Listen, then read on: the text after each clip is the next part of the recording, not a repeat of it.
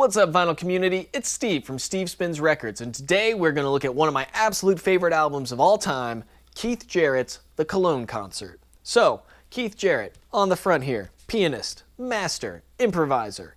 He put on a concert in 1975 in Cologne, Germany. It was recorded in January 24th of 1975, and then ultimately released later that year in November of 1975 on November 30th. It is 66 minutes and 7 seconds long, and it was released on the ECM label. So, where to dive in? A lot of backstory about this album. There's a great Cautionary Tales podcast that I will link to in the description below that gives a really detailed summary of what happened the night of this concert. I'll give you the Cliff Notes version. So, Keith Jarrett, master jazz pianist, master improviser, detail-oriented musician, shall we say, was booked to play a concert in Cologne, Germany in January 1975. He had just come up from Switzerland, I believe, and he was tired.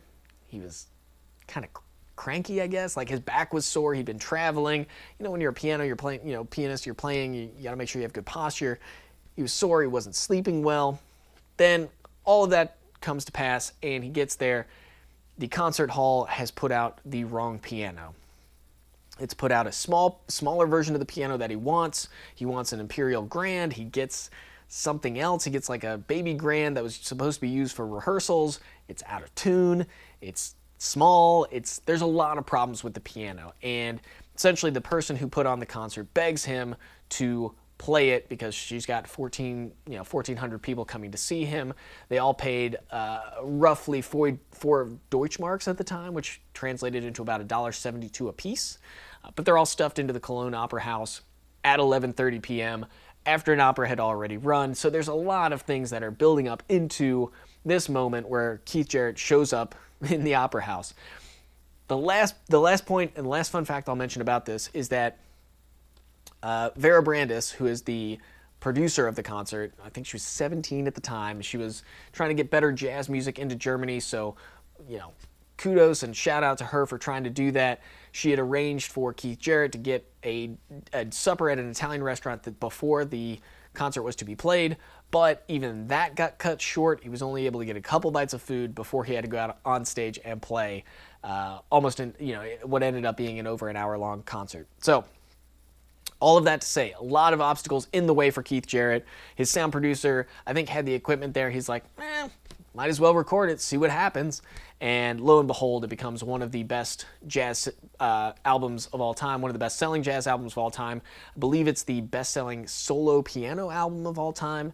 And it's just a magical, magical listen. So, I'll take a moment. You can pause this video right now to go listen to that Cautionary Tales episode because it'll give you much more background about the actual concert itself, which, again, is phenomenal. So, with that being said, what you get in the package? I found this at Guest Room Records in Louisville in their used jazz section. I was very, very pleased to find it, but I don't think it's like super rare to find a copy. I think it was like $16 when I got it in the used section.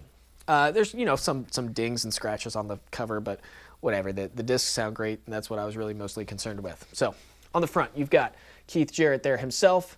Another fun fact about the album, on the back, you just kind of have the clean, classic white look to it. The photos were taken by a guy whose real name is Wolfgang Frankenstein, or Frankenstein. It's spelled Wolfgang Frankenstein. So, cool name for that guy. He took the photos that you're seeing here, which are great. And then, side one, you've got the Cologne concert part 1, which is 26 minutes. Then you've got part 2A, which is 15 minutes. That's on side 2. And then side 3, you've got part 2B. And then side 4, you've got the encore, which is called part 2C, which is 7 minutes. Again, fantastic story about how the concert came into being. Keith Jarrett himself, like once you start getting into that, like everything else aside, once you get past this concert, you start looking at other Keith Jarrett albums, other Keith Jarrett music, and it's phenomenal. The guy is a master and highest craftsman of his craft. Some of the other interesting things that came in the package was this ECM catalog, which is kind of fun. You got a lot of just like random stuff you could order back when ordering was the thing.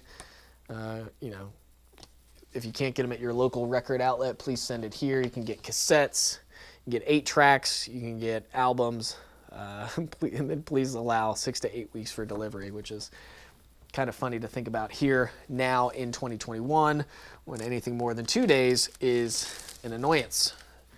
Again, you get the great kind of emerald green ECM record label there. I think I've actually plucked out record 2. So yeah, this is record 2, side 3 technically. And yeah, it was a 2 LP set. Everything on it sounds great. It's tough to really judge the music because the music sounds so great as is. It actually came with like pretty decent sleeves too for, yeah, I feel like a lot of ECM stuff comes with like decent sleeves. I didn't actually flip these into MoFas yet, so I'm keeping them in the original sleeves for right now. But man, this concert just, it absolutely floored me when I listened to it. I listened to it time and time again. It's very hypnotic. It's very energetic yet low-key at the same time, so there's a lot going on. Very versatile. I like to put it on when I'm trying to focus on something. I like to put it on when I'm trying to relax. I like to put it on when, I'm having dinner. There's a ton of reasons and a ton of uses for it. If you like, it's like not quite classical, it's not quite jazz. It's kind of bridging the gap between the two, or maybe it is a little bit of both of those things. So if you like jazz, especially if you like jazz piano, or if you're a piano player yourself, it might be worth checking out just to see how he did the music. And again, it's all improvised, so it's just coming from his head through his hands into the keyboard. So if you're a piano player, if you're a student of music, definitely something worth checking out. I know they were pressing Keith Jarrett from the time this was recorded in 1975 all the way until 1990, where he finally released the music for it. And I believe there's also a guitar version of it, which again would just be insane to try. If you are able to play the Cologne concert on guitar, I salute you, good sir or madam, because that sounds very, very difficult. Anyway, if you like jazz, if you like jazz piano, if you like classical music, if you like modern classical music, if you like kind of movie scores or soundtracks, I think this was used in a couple soundtracks along the way in the mid to early 90s. And yeah, it's a great, great album. Something I really enjoy every time I put on. Something I try to spin a lot just because it's so great. And I was very excited to actually get my hands on a copy of this when I was in the record store. So without further ado, if you made it into this video this far, please be sure to hit the like button. It helps me rise up the YouTube algorithms. Maybe one day make some money on this so I can afford the records that I buy, which would be great. Also, be sure to hit the subscribe button. Also, be sure to hit the subscribe button because I'll go through the records in my collection, talk about the packaging, talk about what comes in the box, talk about any fun facts or history of the album itself, and then ultimately wrap up with who might the music be good for or what might be good to be doing while you listen to the music. With that in mind, thank you for watching, and be sure to leave a comment if you like jazz, if you like classical, if you like Keith Jarrett, if you listen to the podcast and just need another podcast to listen to, Cautionary Tales, check that one out. And yeah, that's it. So with that being said, I'm Steve from Steve Spins Records, signing off.